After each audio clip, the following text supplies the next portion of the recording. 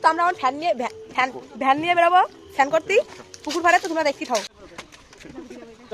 চলো স্টার্ট করো দাদা। কইছে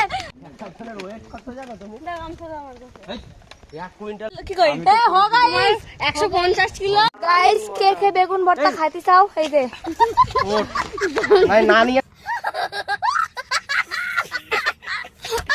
তোমাদের বেগুন ভর্তা খাওয়াতে খাওয়াতে পৌঁছে গেলাম নদীতে স্নান করার জন্য।